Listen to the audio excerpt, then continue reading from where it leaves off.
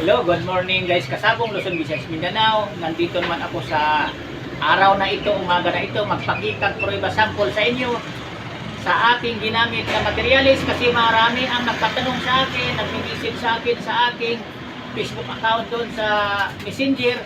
Nagtatanong kung paano ang pagpili sa manok nga malaman natin na hybrid o quality at saka paano ko pinipili ang ginawa kong materialis para ang kalabasan sa mga anak okay ang mga sukat. Ito na siya. Bago ko ipagpatuloy pala, maraming salamat talaga sa aking mga subscribers, nagpakasubscribe na sa aking followers at saka sa hindi pa, subscribe din, paki-follow, paki-share din ang aking YouTube Kalyaw Kasabong TV kasi sa dyan lang na paraan maikalat nyo ang aking videos para mapanood din sa ating mga kapwa, mga mahilig mag-alaga sa manok na mga panglaban. Yan.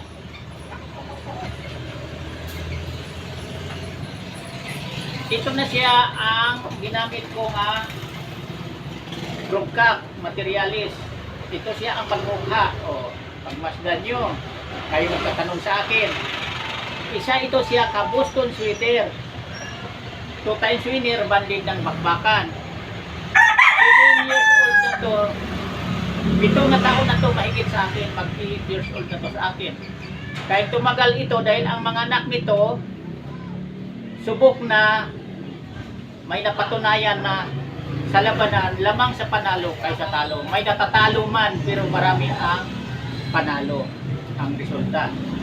Kailangan sa pagpili ng manok, number 1, dikit ang sipit-sipitan sa gawing materialis, bulto ang katawan, tingnan nyo ang dito kitso dindin niya, hindi kitsohin, yan o bilog, at saka hugi sinabi ko sa inyo, hugi puso, yan siya, yan ang pagmumukha o.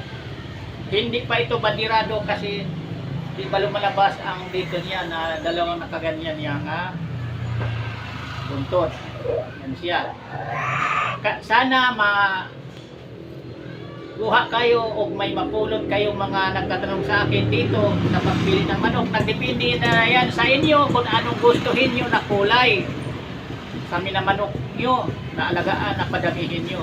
Kasi bawat sa isa natin kasabungiro sa totoo lang kanya-kanya ang kahiligan natin na alagaan natin ng manok na kulay. Parang damit natin, pag bumibili tayo ng damit, kanya-kanya tayo na kahiligan sa anong color kulay sa idadamit natin. Ganon din ang pagmamanok. Yan ang totoo. Kaya kayong mga baguhan pa lang, itong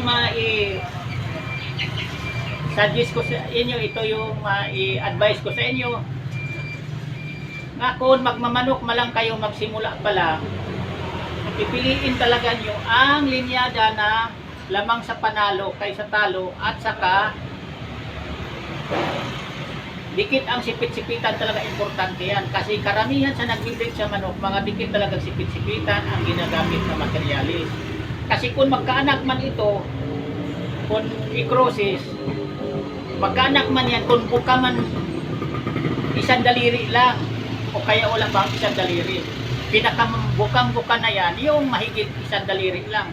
Hindi abot ng 2 daliri. Yan, totoo. Pinakaano talaga nito, gianak niya, dikit ang sipit-sipitan, walang isang daliri. Pinakabuka na yung isang daliri. Yan, totoo, kasabong. Kasi kung magmaterialis kayo ng 2 daliri na o bukang-buka na ang sipit-sipitan, kung i-process niyan, lalo na kung mistusuin lang ang gagamitin yung babae, yung inahin, lalabas talaga yan na mga buka ang sipit-sipitan. Pero sabihin ko sa inyo, hindi rin lahat na dikit ang sipit-sipitan, hindi natatalo din. Ganon din ang buka ang sipit-sipitan, may panalo din, may natatalo din.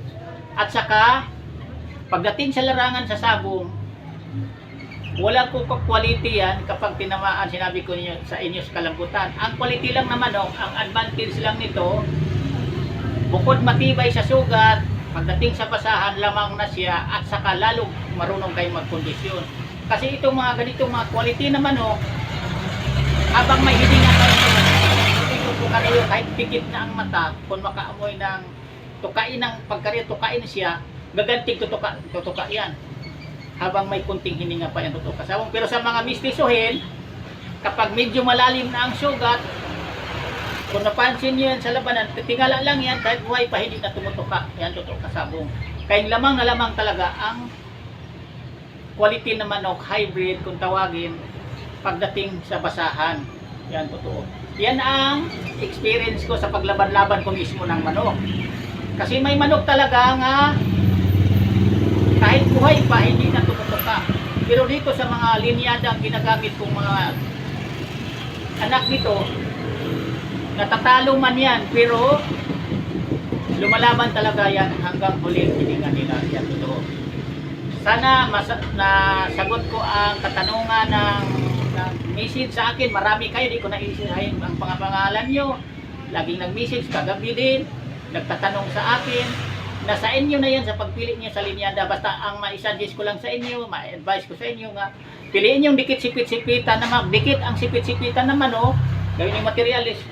Bulto ang katawan, hindi pitsuhin. Yan importante.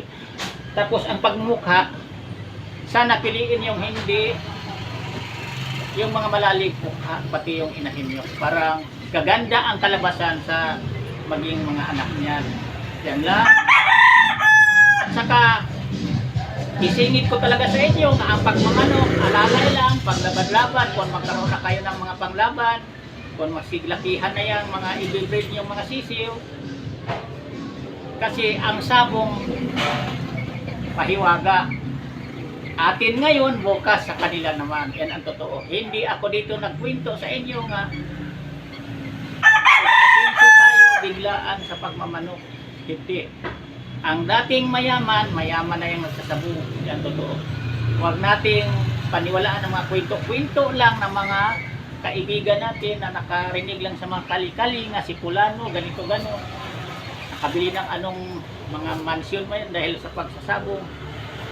Totoo, may nananalo yan ng malaki pag araw mo yun, swerte mo. Pero may bawi din yan, may panahon din na tayo. Pag di ka marunong mag-control, mas mahigit pa sa ipalalunan mo ang katalunin mo. Yan lang. Hanggang dito muna po kasabong. Sana may mapulang matutunan kayo sa umaga na ito ngayon sa akin. Maraming salamat talaga sa pag-subaybay nyo, pag-support sa aking channel, YouTube Kalyaw Kasabong TV. Thank you talaga sa inyong lahat. Ang masabi ko lang sa inyo, basta tayo nga mahilig sa pag-alaga ng manok, mahilig tayo sa industriya sa sabong, di tayo magpahuli sa pagpili sa manukin natin, parang makamit natin ang lamang tayo panalo kaysa talo. Yan lang, thank you.